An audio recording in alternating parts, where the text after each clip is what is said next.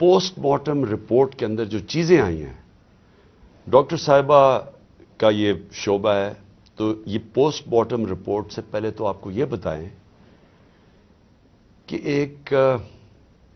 کارکن special child جو کہ کسی، میرے خیال میں اس نے زندگی میں کسی کو نقصان نہیں پہنچایا، اس کی ویڈیوز چل رہی ہیں سوشل میڈیا کے اوپر، اس سے جو کیا گیا، پہلے میں یہ چاہتا ہوں کہ ڈاکٹر صاحبہ آپ کو پوسٹ مارٹم رپورٹ سے بتائیں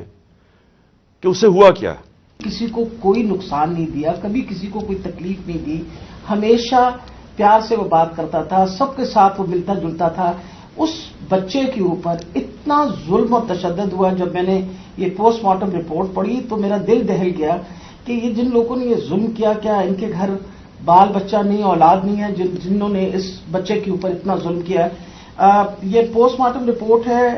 میرے پاس جو ڈیٹیل، اس میں اس کو 26 انجریز تھی،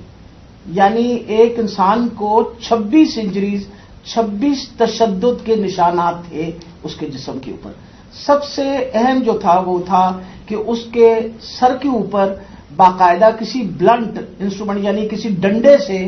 اس کو زور سے اس کے سر پہ مار کے اس کا یہ جو ٹیمپرل بون سائڈ کی بون ہوتی ہے اس کا فریکچر ہو کے اور اس کا انٹراکرینیل ہیمریج یعنی دماغ کے اندر اس کے خون بہنا شروع ہو گیا تھا۔ اس کے ساتھ اس کے جو جسم کے اوپر انہوں نے تشدد کیا، خاص طور پہ پیٹ کے ایریا میں، تو اس کی وجہ سے اس کی تلی اور اس کا جو جگر تھا وہ بھی پھٹ گیا اور اس کی وجہ سے انٹرنل ہیمریج شروع ہو گئی۔ اور جو چوتھی سب سے آخری جو 26ویں انجری ہے وہ سب سے زیادہ تکلیف ہے، وہ بیچارہ پہلے ہی تم نے اس کو مار ڈالا، اس کے بعد اس کے سر پہ انجری کر کے اس کے جسم کے اوپر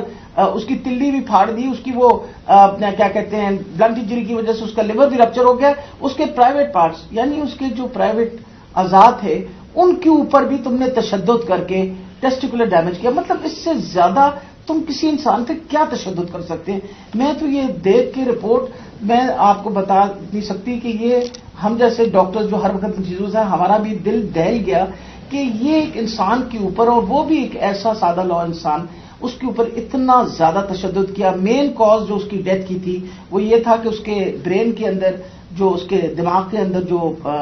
ہیمریج ہو گیا یعنی خون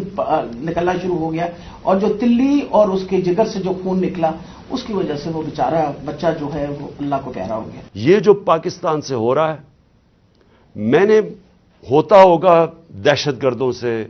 شاید ملک کے غداروں سے اس طرح کی چیزیں ہوتی ہوں، میں نے اپنی زندگی میں کبھی